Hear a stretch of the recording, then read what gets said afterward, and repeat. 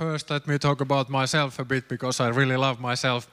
I have been an advertising professional, let's say 1995. I went to second grade, which was the biggest advertising agency in Finland back then, and I was a junior designer, and pretty soon I won tens of international awards and ran the biggest accounts and all that, so I thought that maybe I will be remembered for my advertising career in Finland, but no. And then during nights I imported virtual reality helmets to Finland back in 1995 and actually made the first VR applications, commercial VR applications in Finland, so I thought that maybe I will be remembered for this, but no.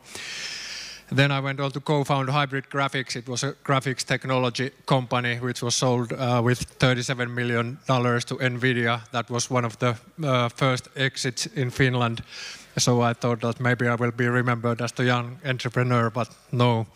After that I co-founded Zen Robotics, which is an AI and robotics company, and I actually came up with the concept of robotic recycling. It was 0 hits from Google back then, and now it's a bit more if you want to Google it. So I thought that maybe I will be remembered internationally as the robotics and recycling guy, but probably not. Then now I co-founded Immersal. We launched in January the first shared large space AR platform in the world, and it actually operates now in each and every of the exhibitions in Exhibition Center Helsinki. So I thought that maybe I'm the AR guy, but no.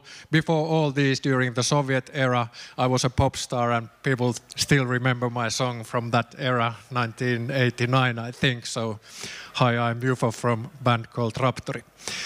AR versus VR. It's often said that VR will be like tabletop revolution and AR will be like mobile device revolution, and it's actually quite right, but it once hit me that actually more accurate comparison would be to talk about the 4 billion eyeglasses that are around the world. It will be so common, as you see, many of us has the goggles on already, so that's the kind of scale that the AR will hit the world. So let's kind of love VR, but let's forget it from now on in this presentation. What about AR? It's all about waiting right now. Everyone seems to be waiting something. Everyone has a perfect excuse of not doing anything major. People are waiting for headsets. I've heard that Magic Leap will be coming out just in 2 weeks, and it has been coming out in 2 weeks for 3 years or something like that. Some are waiting for different tracking methods, SLAM, like simultaneous location and mapping, so that you wouldn't have to use any laser scanners or anything like extra, instead just normal phones. Actually, when we were starting the company, everyone told us that don't go for physical markers like optical markers. They are old-fashioned, and SLAM will come in 2 weeks, and it was 2.5 years ago, so I haven't seen any working SLAM yet. Let's say anchored shared SLAM yet. Killer apps, content, eyeballs, everyone has something that they wait, and the picture is a bit weird, but I only use cheap stock photos, and that was long wait, so I'm sorry for that. Okay. Current AR visions, actually, even if you look at the HoloLens commercials or something like big companies' commercials, it's always so that there's this one object. For example, when you wear a HoloLens, you're supposed to put a TV on the wall, and that's kind of a same as putting your business card on the table and putting a dancing cow on it. It makes no sense. Why the fuck should you turn your head and watch the TV like really difficult when it could be floating like in front of you? I think it's even in the demos that you have kind of multiple objects, they are always like that. AR is there, like besides that clock, and there besides that pole, and so on. It's not kind of very common to have this kind of AR landscape. And Immersal's vision, it's a bit different. Actually, this came from back in 1995 when I was thinking of what could the VR, AR stuff look in 50 years or whatever. I understood immediately that it would be kind of more like web pages, more like all content around us than individual objects. And it could start like there's the cow on the business card. It's an important beginning because that's how the scientists test the AR nowadays. And it's of course very funny and somewhat astonishing first time you see it, but it doesn't much take you anywhere. But if we kind of look at the whole AR as layers of information around you, then we can kind of understand that it's much more. Maybe the first layers could be weather. For example, I just got wet walking over here because I don't have the superpower of seeing the storm front coming or something like that through the walls.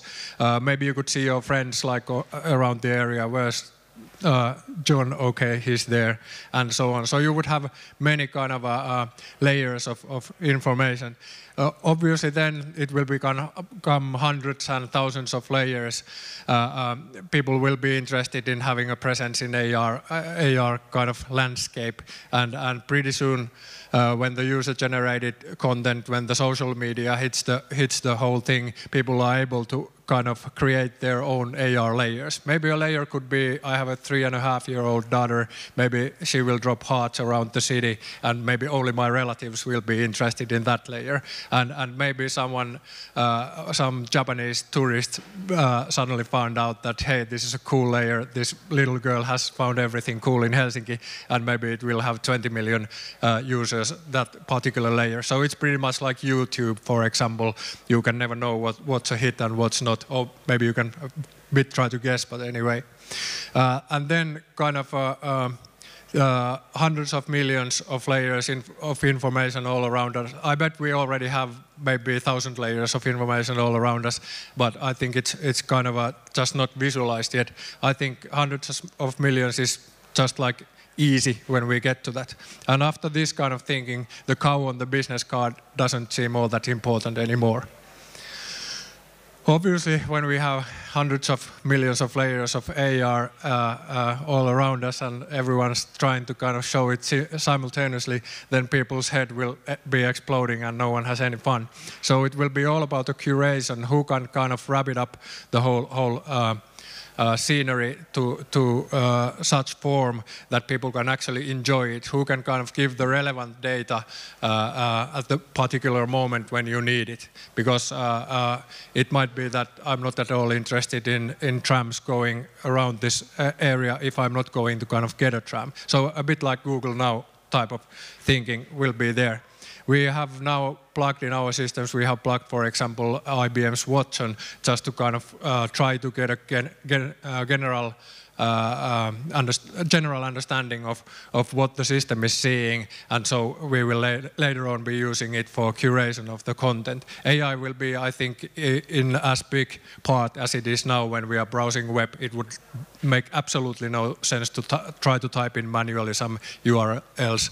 The UX would be horrifying. This is a cheap stock photo, I'm sorry for it, but then how does it feel to be wrapped in AR? Kind of instead of having these individual cows and TVs, how does it feel when you are actually kind of part of it, or you are inside the AR? First of all, you will get many functionalities such as, well, obvious one would be navigation or finding stuff. For example, when I go to a supermarket, they are like, 400 meters by 400 meters or something like that. At least it feels so. When I go there, I'm trying to find an aluminum foil from a supermarket. It takes 600 meters of walking from me, and then I can't find it. So I'm pretty disappointed. Those kind of problems will vanish altogether because you have actually location of yourself and the stuff you are looking, whether it will be your friend or aluminum foil or city or whatnot. So you will kind of have these kind of functionalities, finding friends, finding places, and stuff like that. One really important thing that we have noticed in our AR platform is that the emotion is very important. When you kind of can, instead of just the astonishment, like, hey, how come there's a cow on the table? That's one kind of feeling. But I think emotions are all about kind of when you create a credible layer of information, and the user is, let's say that I hate spiders. If there were giant spiders on top of me, I wouldn't feel very comfortable, even though kind of I know that they wouldn't harm me. So we can kind of, when we do this mixed reality 360 style, we can actually go to emotions. And we have already done some pretty cool stuff with, for example, whale that's floating in mid-air, and when it slaps with its tail, even though people are using iPads, they tend to do this, so they are kind of immersed in that experience, and we can already kind of get other emotions than wow effects as well. I'm sorry for using the same picture, but I liked it so much. What to do right now? Let's say that we don't like to wait, then what we have actually now is phones and pads, and they are beginning to be pretty powerful. I remember back in hybrid days when we had these 1-bit displays of 20 pixels by something, and we were trying to run 3D in phones, and they were getting hot. So we have gone pretty far from that era, and I think it's good that everyone has a device like that in pocket. Visual markers, sadly, if you want an anchored shared experience, not like ad hoc space like you can get from, for example, ARKit or ARCore, it will create you an ad hoc space, but it will not know that you are there with your friends, and it will not know where the space is located in relation to kind of the whole world. So visual markers are now what we can actually use in large-scale AR. And AR platform is completely possible, and we have actually one up and running here in Helsinki already, and it has been used in many exhibitions and works well. So what we have done is actually AR ads and AR infotainment, navigation and stuff like that. So that's what we can do. Our main focus right now seems to be retail stores. I don't know if you read it, but Toys R Us just went bankrupt. So that tells you how much in panic the brick and mortar business is. And we are actually hitting it hard now, and kind of offering them that, hey, why don't you blend your physical and online experience together? Why don't you kind of bring all the good sides of online experience to your physical store? Why don't you make people kind of feel how should I say, or why shouldn't you make your store interesting and full of experiences and so on? So that seems to be, we have actually done it only for a couple of weeks, but it seems to be a really good pitch at the moment. Obviously, we could do sports arenas, and museums have asked our AR platform and so on. I'm not saying that we are not kind of still doing exhibition centers, lots of inbounds there, but I think it's fair to say that retail is a no-brainer right now. In our company, we have 9 gurus. It describes pretty well our team that we have lots of programmers, and only one of them had not been a CTO of a kind of a graphics tech company or game or graphics tech company. So we made him the CEO of Immersal, because now we have all CTOs in our team. I myself have done some well, as I mentioned, some business, and our CEO is also kind of a hardened 3D content guru, CEO of a 3D content company and so on. So we pretty much know what we are doing, or at least we can pretend it to be so. We have the product up and running. It actually has been used in all exhibitions since January, and the customer is so happy that the CEO will come and hug us every time she sees us. So it's a kind of funky pilot case. And one thing important is that we have an actual paying customer. They have paid kind of a decent flat fee from the our platform, and then in addition to that, we are selling the AR space there for exhibitors. And now we have one individual deal, for example, technology exhibition will be beginning in 2 weeks, and the customer paid 8,000 euros just for the space in the air in the exhibition center, because he wants to stand out from the rest of the crew.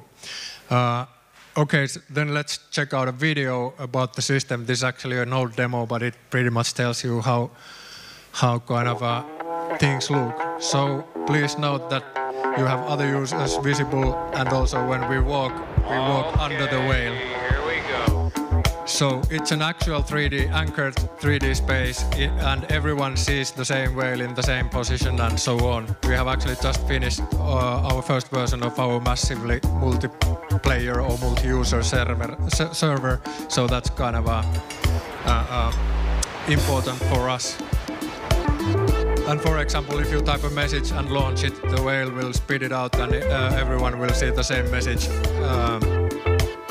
Now we have the navigation layer on, and you can see as an X-ray all the locations, and you can choose them and navigate to them. It will tell you how many meters are to the next waypoint. There you go downstairs to find a toilet and so on. Also, the system can be obviously used for AR, like paths. For example, if you have a travel exhibition, then you can have an Italy path, and it will guide you through the whole exhibition center and show you all things related to Italy. Other users are kind of present with their avatars and names. Lots of gamification going on as well. There's a 3D ad, a spaceship dragging a flag, and if you click on it, you get more additional info about that particular product. Also, we have a 2D surface that it drags, so it's really easy for customers to create graphics. Then we have our standard product is an AR poster, and you can just like put it up in the air and then get some coins if you want to tap it. $7. I got in free. And here we will show that we have good tracking. And just to not limit the content, we can do nude upside down dancers if we want, so there's no limit of how stupid things we can do if so required. And this was the kind of a thanks for watching. Let's take the next slide. Okay, what about the aesthetics? It's pretty kind of expensive nowadays to create something beautiful. Actually, last thing I remember someone creating a beautiful building was in 1920s when we still had kind of slaves around Finland and all that. It's not possible, thank God anymore. So we have to kind of put the whole aesthetics thing to a new setting, and namely that's AR. You can do pretty much what you want. You can, I don't know, with fMRI, you can check out directly what a human being likes and kind of try to adapt the space looking suitable for just him or her. Space-time continuum, we are beginning to have so much 3D data, so much surveillance cameras, all things like that we can actually almost certainly run back in time or forward in time from this space, and I can still see who's here and who's not. So we will be a bit more free from the space-time continuum, as Captain Picard would put it. Privacy is going to be a hell of an issue because we will have video cameras pointing kind of forwards when you make love to your wife. Do you want her to know what you are kind of adapting there? Superpowers, obviously you can kind of see through things, you can teleport yourself, whatnot. So this will be kind of a hell of a revolution. And basically what I believe in is not finding a killer app as kind of a main thing of our company. I'm trying to create a platform and an ecosystem which will create the tens of thousands of layers, and from them the killer apps will emerge. And I seem to be running out of time, so just a final kind of a go-away present. If Immersal really kind of hits the home run, then we will be actually able to auction the airspace of New York. So that would be nice. It will cost you €10 to buy the whole airspace, except if someone pays a bit more. So let's see where it settles down. That will be fun. Obviously, for my wife, it would look something like this and a buy now button, and that would be really expensive perfume. And for me, the system would have noticed that I just burned my power drill during my renovation, so it would make me look like this to me. To this image, I would like to conclude my presentation. Thank you very much. Thank you, Jufo. Questions from the audience? Anyone? pretend to be interested. Okay, I'm interested. So, working with retailers, obviously retailers have like a lot of products in their stores and so forth, and I'm just curious about, retailers have been exploring technologies like beacons in stores, like Wi-Fi positioning in stores and so forth. Are you using that existing infrastructure for your solution to add to the accuracy and things like that? Yeah, we kind of want to use every available data, but so far for example, Bluetooth beacons are, when you kind of go through the sales pitch, it's like 2 centimeters, 10,000 times a second, and then you try to shake the hand, then it's like, well, the battery will last about 8 minutes, and kind of then when you go to the kind of reality where you actually install the beacons and also all sorts of things, then you tend to get something like 5-meter accuracy or something like that, and that's not really usable in AR. It's of course one good data stream to have, but it's not kind of usable as such. Then kind of you still don't have the heading where the camera is being pointed. So that's why we are currently using the physical optical markers. But I think we are just, for example, integrating AR kit to, let's say, at least get rid of some of the markers and so on. How are you dealing with the issue then of when retailers are changing their layout and so forth? Do you need to go in there and reconfigure the setup? Well, I'm not an expert yet, as I mentioned. This was more or less 2 weeks ago that we started to contact these system providers and chain stores. But I would say that how should I say it? Almost all the stores have really good data, like on what height the product should be and what kind of where they are and so on. If they really move the shelves around, then it's pretty probable that they will right away kind of correct the data as well. This doesn't, of course, apply to all the chain stores, but we are trying to find the ones that are already pretty sophisticated. Okay, thank you, Jufo.